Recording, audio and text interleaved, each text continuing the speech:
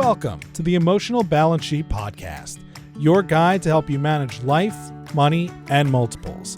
Each episode, host Paul Fenner, Tama Capital's president and founder, and the proud parent of 4 amazing children, including 1 set of triplets, will provide insights on successfully sustaining an active lifestyle, career, and family through comprehensive wealth management strategies, financial education, and lifestyle planning, specific to parents raising twins, triplets, and more. Learn more, subscribe to the show, or connect with Paul at tamacapital.com.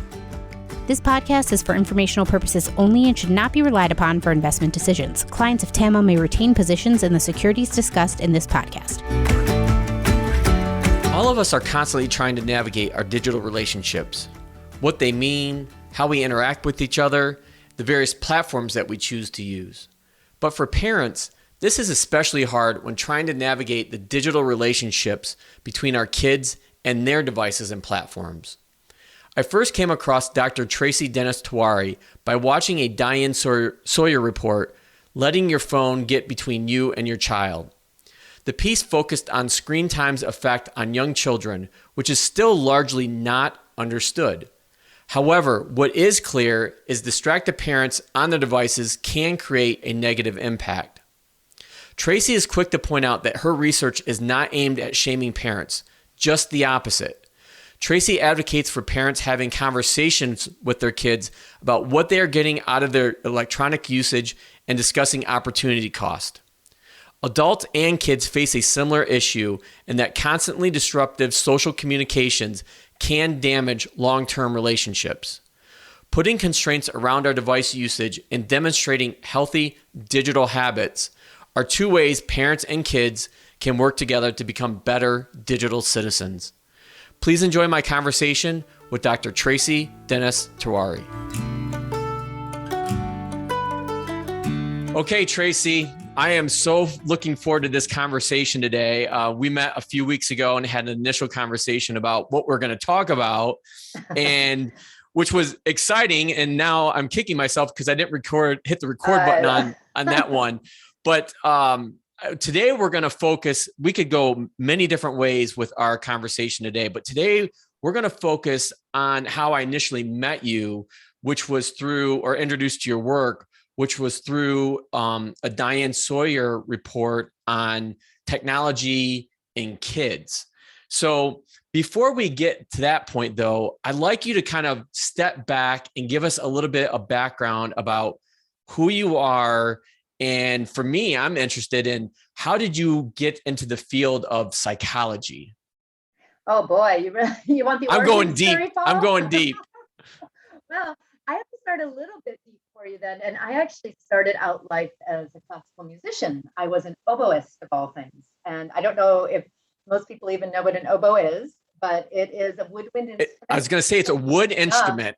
Yeah, it looks a bit like a clarinet, but it has a double reed. It tunes the orchestra. If you ever listen to orchestral music, but anyway, I started life as a musician and artist, and although I did choose the oboe because nobody wanted to play it, and I felt sorry for it when I was 9 years old. but I was building this potential career as a musician, and I went to conservatory at the Eastman School of Music, and I was ready to go for it. And at the same time, I started volunteering in a research center where they studied at-risk kids, and they studied things like what happens when a child's abused, and how can children be resilient, and what happens when children have the experience of having a parent who's clinically depressed. And so I was volunteering at the center. It was called back then the Mount Hope Family Center at the University of Rochester. And what happened changed the rest of my life, because I sort of fell in love with these kids. I saw, as I was sort of volunteering in a very basic way, I got to interact with the kids and do sociotherapy, which is to kind of play with them during the day as they were taking part in some other therapeutic experiences as well as research. And I learned that these kids who'd been through a lot were incredibly resilient.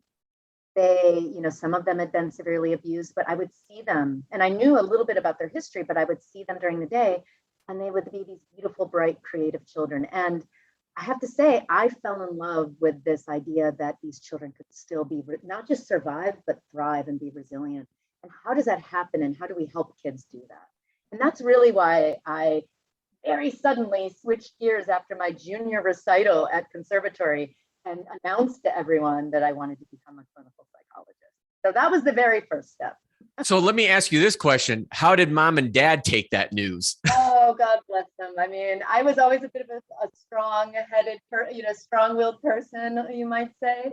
And they always supported me, and I'm very grateful to my parents for that. They said, well, maybe you can do music therapy.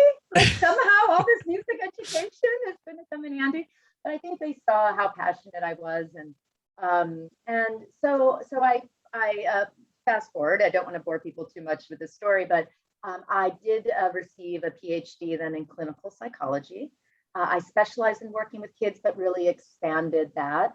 I retrained in neuroscience, and I've been for the past 20 years a professor of clinical psychology and neuroscience at the City University of New York. I also had some time at the NYU School of Medicine and continue to collaborate there. So I've really built this life as a researcher. But about a decade ago, I got very interested in the digital revolution, the digital mobile revolution that was happening, and how social media was starting to impact our lives, both for good and for bad. And so I started shifting my research to really examining how we can use technology to help people, but also how we can understand when it might not be helping us. And so a lot of my research is in that area, and particularly on effects on anxiety and depression and other aspects of emotional health. I've written a book on anxiety that is going to be coming out in May with Harper Wave, which is a division of HarperCollins. So I guess I'm a professor, and I founded a company called Wise Therapeutics to promote digital therapeutics, gamified ways to access therapy. So I guess I'm a tech entrepreneur, and I'm also a writer. So I don't know, maybe that's a little too much there, but that's sort of the nutshell. But you forgot one of your biggest roles. Mom. You're a mom. That is my biggest role. It's the thing that keeps me most on target, I should say. I'm very blessed to be a mom and a wife. My kids are 13 and 10. I have a son, Kavi, and a daughter, Nandini. So they are my purpose. And so a lot of the work I do very much is inspired by them and their experiences. Well, that's incredible. I'm glad. We are all about stories on this show. It's been an amazing first year journey with the show. But the feedback that I've gotten, which has been so tremendous from our audience, has been, we love the stories, Paul. Get people on that talk about their story, that can share their story through life transitions, because a lot of people find it very inspirational. So, and I know a large part of my audience are parents, and this is near and dear to my heart, what we're going to talk about today. And I know it's a challenge for a lot of our kids. So I came across your work, and I'm not even sure how I found the original Diane Sawyer piece with you and another doctor. But it was focused on this experiment that you were doing where you had a mom and a little boy in the room. I think he's maybe like 3 years old, 3 or 4. And you gave instructions to the mom for 2 minutes. You have got to focus on your device and your device only. And you can't talk to your son at all. And watching it was like, oh my gosh, like what is going on? So why don't you kind of walk us through that, and then we'll kind of dive deeper into the research that you found behind it. Great. Yes, that was a wonderful opportunity to share research on, in this bigger stage than just publishing the science. This was based, so the Diane Sawyer team ran across this study that I'd published with my colleagues, Kristen Buss and Corrali Perez Edgar at Penn State. And what we had done is we had gotten really interested in how we use devices in our relationships. And there are these ideas of technoference and phubbing, how mobile devices especially can get in the way of an interaction in the moment. And we started to think about, and ourselves as parents, how we use phones when we're, talking with our kids and our family. And we realized, wow, these screens are coming between us, and they're coming between us in the middle of interactions. And they're also disrupting our ability to make eye contact. with our kids and our loved ones. And as developmental and clinical psychologists, that got us thinking, because it's not that, you can't ever interrupt a conversation or an interaction with a kid, but when you constantly are disrupting connection, social connection, and not really repairing it, we know that over time that can start to actually disrupt the emotional bonds and communication in a parent-child relationship. And there's this very classic experiment in the developmental psychology literature called the still face. And many people have seen this because it's a beautiful experiment in the sense of it being so elegant. There are YouTube videos of this, you can see it. And what happened is that parents, mostly mothers in the beginning, but fathers too, were brought into a lab, and they were asked to interact with mostly their infants who were maybe in a little seat. And they were interacting face to face, as we do with infants. We look at them, we laugh, we talk, we have these early conversations, even though there are no words, this give and take between young children and parents. And so they'd have the parents interacting, and we know that these early conversations are how kids learn about give and take. They learn, oh, when my mom laughs, I laugh, and then I'll do something funny and we'll react, and we start to learn that reciprocity very early on. So you feed off of each other's like facial expressions? Yes, this is a key aspect of child development that we know is a part of healthy child development. And they developed this experiment. Well, I'll go on to describe what happens. So you interact for just a couple minutes with your parent and infant, face to face normally. Then the parent is instructed, okay, stop everything and just hold your face still and don't react to anything your baby does. So when the baby smiles and laughs, the parent just holds their face still, non-reactive. The baby goes, parent does nothing. And this goes on for just about a minute or so. But what is so surprising about that minute is that it's very difficult and painful for the child, because they've already learned that these expectations that a caregiver will respond in this connected, synchronized way. So when you disrupt that, they get upset. And then, of course, they don't put babies through this too long. That would be way too cruel, even for evil scientists. So then they repair, and then okay, you can stop now and just react as you normally would. And the parents repair the interaction. So now they laugh again, and they coo, and they tickle the belly, etc. And what you see, so in this experiment called the still face, you can track children's levels of distress during the still face. You can track that it takes a little while for children to recover from the still face and start to interact normally and reciprocally with the parent again. And what you see is that in parent-child dyads and in these groups that actually have maybe a history of poor attachment, or have a history of maybe the parent struggles with depression, it's harder. They've had less practice in repairing these kinds of disconnections. And so people have really looked at this little experiment as a way to examine and understand how long-term interruptions in parent-child interactions might have a more long-term impact, and actually start to reflect what could be problems in the parent-child relationship. So my colleagues and I knew about this classic experiment, of course, and we thought, hey, when we use devices in front of our kids over and over and over again, are we just doing one big giant still face? Can we and it's not a perfect analogy, but what we're doing is, in the moment, by putting this device in front of our face, it's as if we've stopped responding. We're drawing ourselves from that interaction, and for a moment at least, we're not giving them that reciprocity they crave.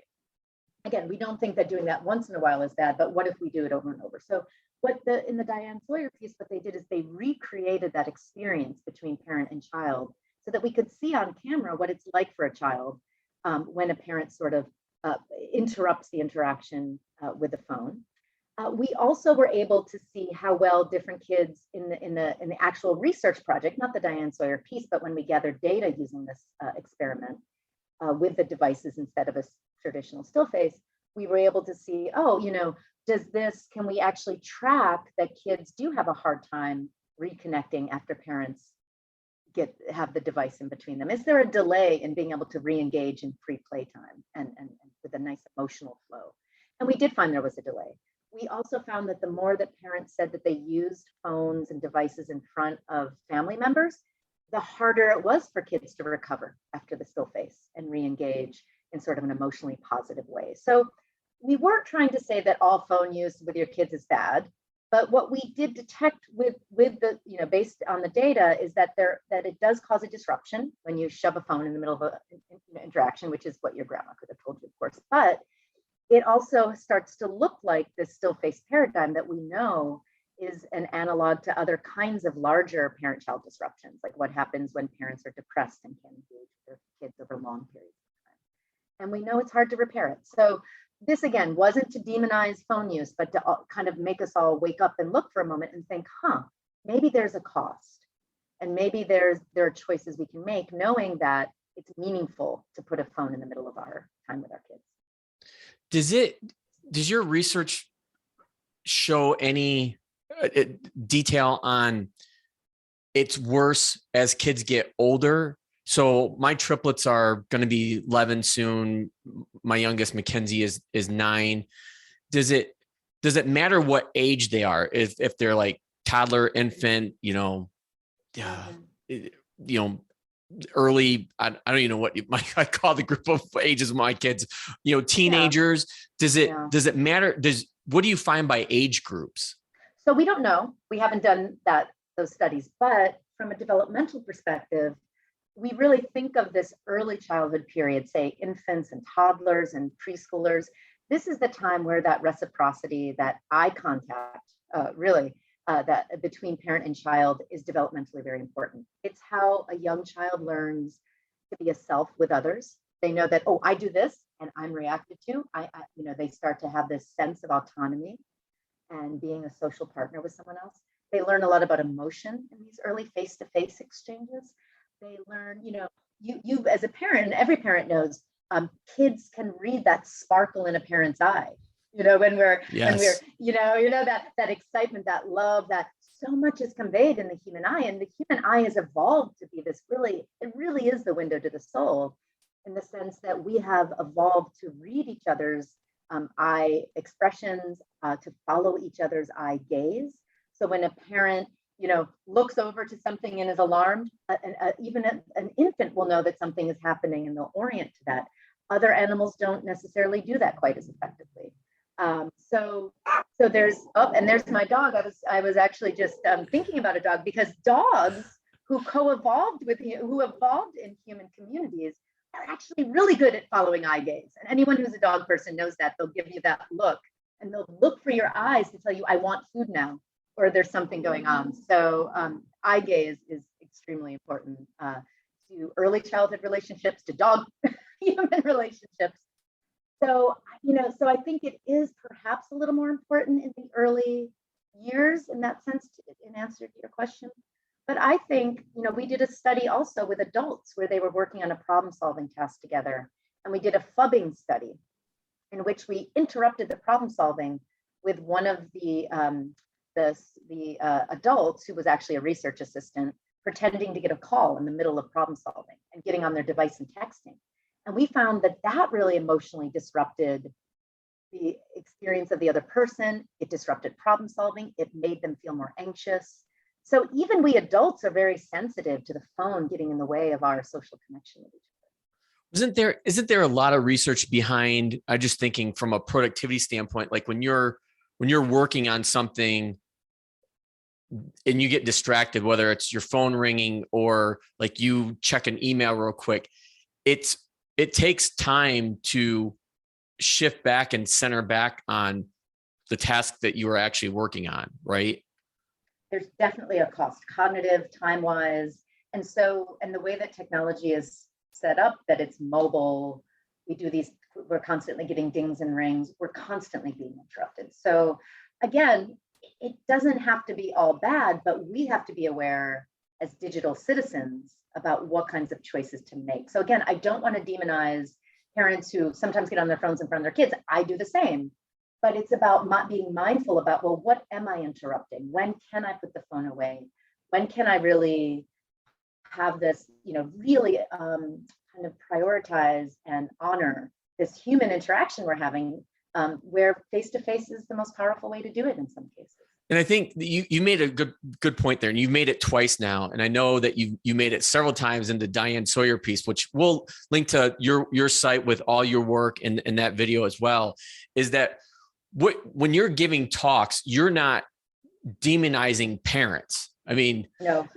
and so I just want to make that very clear for the audience too. And me having you on, I want to get to the bottom of some of these things because I see it as a way to help have a better relationship with my kids and be a better parent and have a better digital citizen, if you will, because that's one of my really main concerns right now, especially with my two boys, is that their world revolves around their devices and the games that they play. And it's really hard to interact with them because I don't necessarily know a lot about the games that they're playing. And that sounds horrible, but it's the truth.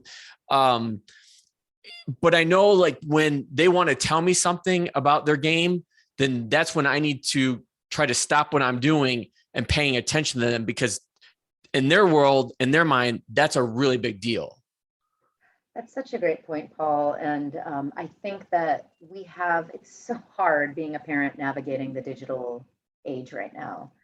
And we have so many messages thrown at us that, it's sort of the digital is poison, but it's totally our fault if we don't manage it perfectly. And it's all good or all bad. And so all the headlines are driving parents to really often feel like it has to be all or none. And I truly believe that if we can feel a little empowered as parents to kind of have open conversations with our kids, to not believe that all screen time is bad, because it isn't. And there, and I'd love that we can talk more about like what does count as good and bad screen time and how can we start to decide that for our own families. But you're right. If we just pretend that the solution is to get kids off screens, we're not having those opportunities that you just mentioned to really connect with our kids over the parts that are important to them. And when we start to understand what's important to them, what they're getting from time on games or time on screens, then we can figure out what are the healthiest parts of that and give them those opportunities, and then weed out the parts that aren't so healthy, aren't so fulfilling to them. And we can help them make those decisions too. Part of the challenge about being a parent at my age, so I'm 45 right now, is that obviously every generation is different. So how I grew up and played, and I grew up in the country, so it's really different than growing up in a metro area of Detroit where we live today, where there's a lot more opportunities to do things. But where I wanted to go with that is I'm trying very hard to take a step back and realize that the way that my boys play with their friends on games, whether it's, I don't know, Fortnite's the right one, or Roblox is really big right now. And it's a different way of socializing with their friends that we didn't have the technology like that back then. Would I have been the same way? Probably. I would have, had something that gave me a lot of enjoyment rather than, telling my kids to go outside and play. I think it's just different, and trying to understand those differences, I think, is really key. And there's days that I do and days that I lose my blank. Yeah. And it's this whole balancing act. And I think that's the struggle for most parents, is how do you balance it? And I know in one of our previous conversations, you talked about, you're absolutely right. The media headlines portray it as like all or nothing, which is not good. But there's this balance to be had, and having conversations with our kids and asking them, what do you think is good? I mean, non-technology aside, I was just having this conversation with my foursome last night about candy from Halloween. I'm like, oh boy, I'm right there with you, Paul. So I was like, I told all four, I'm like, how do you think this is a healthy? Do you think that this is a healthy amount of candy to eat? I'm so glad you brought that up, because we treat screens like they're magic. Like all of our parenting skills and knowledge are all of a sudden out the window, because now it's about screens and it's so scary, and we don't, and there are all these levers being pulled behind the scenes that control us and manipulate us, which, I'm not going to completely argue with that. But I think we have to step back and say, okay, wait a second.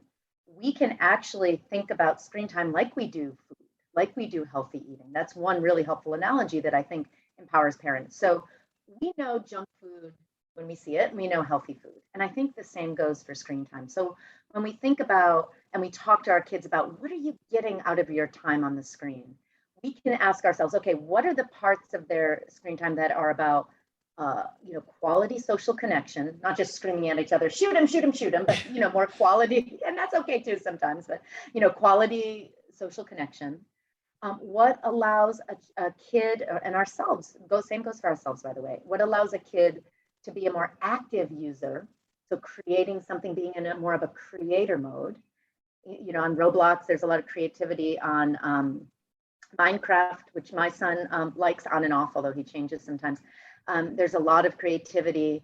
What are the choices that the games or the things they do that allow them to be more creative versus just passive consumers? And there's a lot of good research out there, actually. I think that one of the strongest takeaways in terms of what research actually shows, that kids who don't seem to be negatively affected by social media or technology are the ones who are more actively using it, who are creating something, who are seeking out information, rather than the ones that are passively just watching something or scrolling through their friends' feeds and feeling like social comparison, like their lives are much worse than other people's lives. And so the more active, the more healthy, the more engaged a person's technology use, it tends to be perhaps less harmful and maybe even in many cases helpful and creative. So that's definitely one thing that a parent can think about. And the other second thing that is a guide for myself and really also comes from the research is that we can start thinking about screen time as an opportunity cost. That's where the balance that you mentioned comes in. So if the screens are keeping my kid, maybe, I live in New York City, so I also can't just open the door and let them run outside like I did when I was growing up in the suburbs. But what is screen time keeping them from doing in terms of other face-to-face or enriching activities? Like, is my son playing the piano less? Is my daughter dancing less or doing less drawing? Are they not doing as many sports because of it? So if you can see that and find the balance and let your kids start to help you articulate the balance that they want, then that's a great conversation. Yeah, I think that's a really excellent point. And I've really tried to focus on this the last year, is putting the onus, I guess, for lack of a better way to put this, putting the onus back in my kids' court, with having them help decide the rules and regulations, if you will, and what they should be working on. And it's a struggle, like most things when it comes to parenting. It's a struggle, and you have your good days and the bad days. But I think that's a really great point that I think goes lost on parents, is try to involve kids as much as possible in the decision-making process so that they feel ownership. Because we know from research in other fields that when people feel that they have autonomy and control over their situation, it's a much better situation. Right. And there are good and bad ways to do that. Probably. I mean, it's individual for each family, but one way to do it is to put constraints around the kid's choice, right? So to say, okay, we know that you have to do homework before any screen time. And then you can start with an hour if you finish all your homework. And then we can kind of, and that's what we're going to do today as a family. And there's no screen time during dinner time because that's our time together. So what do you want to do during that hour? Let's have a conversation. What's most important to you? So I think we teach kids healthy habits that we ourselves need to follow a bit. We can't be the worst role model and then expect our kids. So, fortunately or unfortunately, we all as a family need to sort of have an agreement. And but then to have them be able to make choices within that, I think is exactly what you're saying. It gives them a sense of autonomy, and they start to internalize how to make good choices on their own, because eventually they're going to need to do that. And that's that's another great point that you brought up, is modeling healthy habits. And full disclosure, I'm probably like one of the worst parents at this. I fully admit it. And Teresa, my wife, tells me all the time, is like, you need to rethink how you model things. And she's right. And the kids are right too, because I work a lot, which I do because I love what I do. I love working with families, both on their their financial plans, but also just as important on their life plans, which is why this podcast came to be. But I read a lot. I do a lot of research. And where is that reading and researching taking place? Like I'm holding up my iPad or my phone, even though people can't see it, but it's on those devices. And it's not like years ago when we didn't have these, like I would be reading paper, I'd be reading, physical books, but now I'm not. So why is that bad? Like, how is that? Is that causing a disruption, or is it in the middle of something you're doing as a family, or why is that bad? I think that they see dad on a device a lot, which I construed to think, okay, well, if I see dad on his device a lot, then why can't I be on my device just as much? Mm-hmm.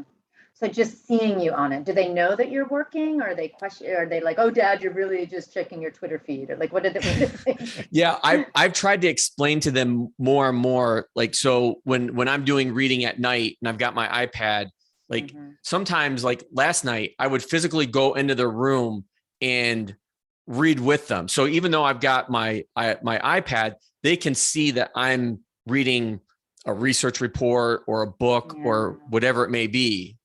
Yeah, it's so tricky. I mean, the latest stats show that we spend half of our lifetimes on screens, like over half by some estimates. Yeah. And so when you start to count that, and that's not just, our mobile phones, but, doing work on computer screens and TV and et cetera.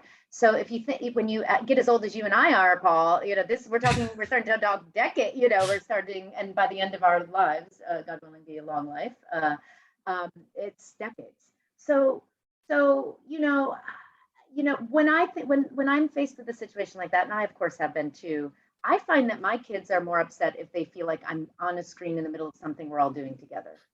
And so sometimes what I do is I just leave and I say, guys, I'm so sorry. I just have to read this thing or deal with this thing. I'll be back in 15 minutes. And then I come back screen free. And it's actually more quality time than if I'm just there and they feel like I've disappeared into my screen. Yeah. So I don't know if that works, but that's one thing to think about. No, I completely agree with you, because I'm probably 50-50 on that, meaning half the time I can do that. And then the other half of the time, I just keep trying to plow through. But I notice a big difference when I say, look, guys, I need 5-10 minutes to go and finish this up, and then I'll be back.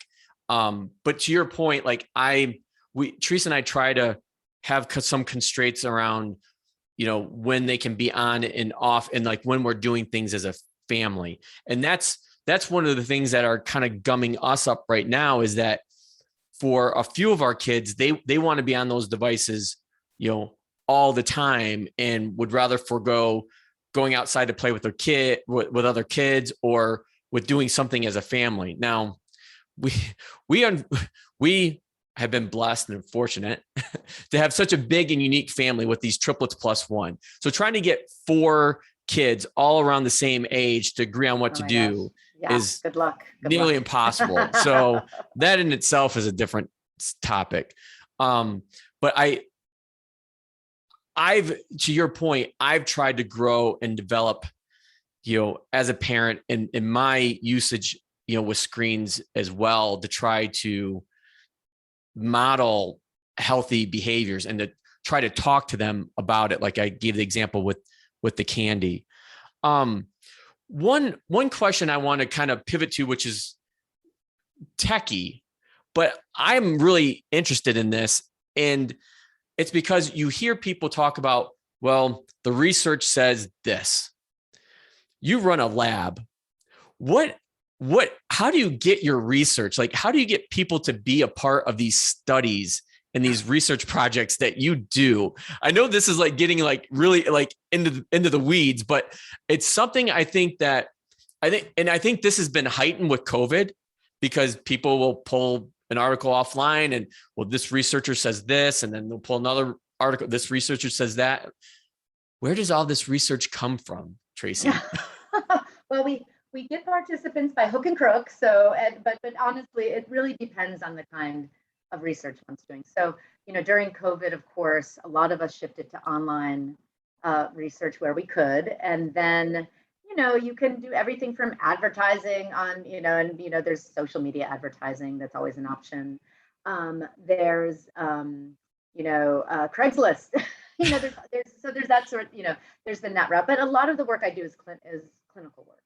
So for example, we do a lot of research with my stress and anxiety reduction app, Personal Zen, which we've been conducting research on for a decade, which is this gamified approach to retraining. It's a kind of a neurocognitive retraining technique that helps people who are feeling stressed and anxious to kind of dampen some of the cognitive habits we have. Is that for adults and kids? Yes. Okay, we'll be sure to link that in our show notes. Thank you. That'd be great. And so what we've done with this, but it's meant to be a very brief intervention. So it gets people on and off screens. It's easy for everyone to use. And we finished up a study recently in collaboration with NYU Langone, with my amazing collaborator there, Lee Charvet, who works with MS patients and chronic pain patients. And there, of course, this was, we were in the clinic, and Personal Zen was being offered to them to manage stress and anxiety during the course of their chronic illness. And the thing with chronic illness and with pain, and so much of the medical care, and this is where my sense of mission really comes in too. So much of medical care goes to managing physical symptoms, and therefore the emotional aspects of what it means to have a chronic condition, to be in pain, to cope with this over many, many years and decades, is ignored. And they're often even called the silent symptoms of stress and anxiety and distress. So there's no real treatment for that. So we were really interested in offering this digital intervention that was easy to use, brief, and has shown to be effective with this group. And so I really love to work in hospital settings and in clinics as well, to really to do that kind of research. We do mindfulness research as well, and we recruited fully online for that. So we had this mindfulness study that we conducted recently showing that you can gain from mindfulness with just a brief online session. And we do research with teen anxiety, and we also have a study right now with my wonderful colleague, Regina Miranda at Hunter College, doing a research study on teen risk for suicide. And there we're recruiting from hospital settings and clinical settings as well. But sometimes Psych 100 students, students participate in some of our research as well that's not clinical. So every which way. I'm sorry, Paul, that was probably not a very helpful answer, but no, it was. But when you say the research says, and this is where as a scientist, it becomes very key for us to communicate with the public, to communicate with media very clearly, one single study doesn't prove anything. What you do when you do a study is you fail to prove, you fail to support the null hypothesis, which is that nothing is significant. So all you really do is fail to support the negative, which means scientists need to be very careful about what we say. And we also need to replicate, and we also need to make sure people don't think that correlational links are causal. And that's really where the impact of, and maybe this will be a separate conversation, but we look at the impact of social media on, say, teen anxiety and depression, or, and we think, oh, there could be a correlation here. So therefore social media is causing the anxiety. Maybe not. And maybe if we assume it does, we're missing the opportunity to find other kinds of solutions, like when you're anxious, you tend to use social media in these ways, and we can intervene with kids before they get into those patterns, for example.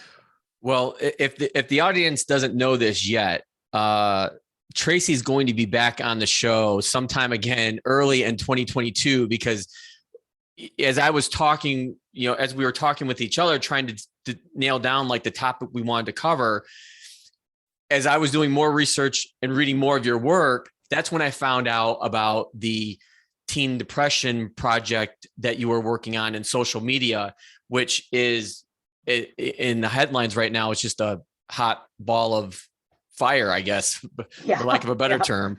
So that's definitely the topic that we will want to touch on or talk about when we have you back on early in 22, because having young kids, that's a very important issue. And working with the families that I do that have kids that span the ranges from grade school to elementary to middle school to college, it's something that we're all talking about as parents, and it's very important. So I'm glad that you brought that up, but that'll be our next conversation.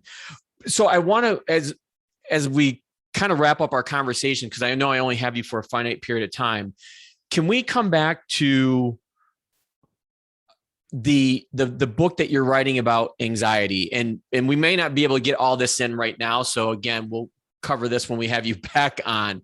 But I want to talk to you about that in particular, because I'll just use parenting, for example. Parenting was already hard enough before COVID, and now it feels like it's even harder. But a lot of people are going, and no one knows what to describe it, except this. People are going through this funk where high levels of anxiety. I don't know if it's because we've gone that stretch of time where we weren't being involved or socially with people. I don't know what it is, but a lot of people seem to be very anxious and concerned right now. I mean, this has been, I think, for most of us, one of the most anxiety provoking times of our lives, because anxiety is all about uncertainty, right? And this pandemic is a pandemic of uncertainty, if nothing else. Of course, as well as the medical pandemic. So yeah, no, thank you for mentioning the book. It's called Future Tense. Now and here's the subtitle, get ready for it. Why Anxiety is Good for You, Even Though It Feels Bad. And I think that this is exactly the book we need right now, in my opinion. It's why I was so grateful that I've had the opportunity to write this book at this moment when anxiety is such a crisis, because anxiety is a crisis. All of us parents, myself included, are worried about our kids' experiences of anxiety and stress and depression. But one thing that I think that we psychologists and mental health professionals have really gotten wrong and have really mistakenly created is this idea that all anxiety, all feelings of depression or sadness, all difficult emotions are dangerous or bad, that it's a sign that you failed to be happy, right? And we have to, so that this book is really focusing in on the anxiety part of that story, about how we've lost this ability to use anxiety as the advantage it actually evolved to be, because we've come to see it as something to immediately eradicate and be frightened of, especially seeing it in our kids, because we forget that it's not always a disorder. It's actually an emotion that we did evolve to have, that energizes us to be persistent, to be determined, to be creative and productive, and to protect us. Anxiety is actually this uncertainty. It's a feeling we get when we're facing an uncertain future. That's why I've called the book Future Tense. And the uncertain future doesn't mean that it's all bad. It means that something bad could happen, but something good could happen too. And anxiety is the emotion that energizes us to make the good happen, to make our hopes into reality. And that's something we don't understand about anxiety most of the time. And I think it keeps us from leveraging anxiety to help us be more determined and persistent and all those good things that evolved to be, and instead try to suppress it and eradicate it, which is really a recipe for making anxiety start to spiral out of control. So the goal of my book is not to poo-poo anxiety disorders. It's really not to underestimate the suffering that anxiety can cause, because it stinks. It's a very painful emotion. But I want to rescue our view of anxiety, to consider people to have a new mindset about anxiety, so we can use it as an ally and an advantage instead of treating it always like an enemy. So I could keep talking to you about this for like hours. But let me come to my closing question that I ask all my guests, which is, what is the best thing, Tracy, about being a parent? Oh my goodness. The thing I think I love the most about being a parent is to, and my kids are 10 and 13 now, so it's really an exciting time as they become these they already are these incredible human beings, but to see where their passions lie, and to really be able to explore what excites them and to support that. And when my husband and I can see what our kids are passionate about and try to support it, it just makes us more alive, and I think more grateful for every day. So that's what I think I enjoy most about being a parent. And also they tell you it like it is. So you can also gain a little humility along the way. Well, I love that question, because over the last year, the diversity of the answers has been, off the chart. So I think that is a terrific way to close up this first conversation that we're going to have. And I'm definitely going to look forward to our next one. Me too, Paul. Are you sure? I mean, it's yeah, I'm sure. A lot here. No, and I'm sure we're going to get some great feedback from our audience as well. And I'll put out some notes about getting questions from the audience as well to ask you on, along the terms of. So we're going to pivot to social media and talk about, anxiety some more in detail as well. But Tracy, I can't thank you enough for being on the Emotional Balance Sheet podcast. Oh, thank you so much, Paul. What a pleasure. I'm grateful you invited me. Thank you for listening to this episode of the Emotional Balance Sheet podcast. Please visit tamacapital.com to subscribe to this podcast or to connect with certified financial planner and registered investment advisor Paul Fenner of Tama Capital. And please join us again next time on the Emotional Balance Sheet podcast.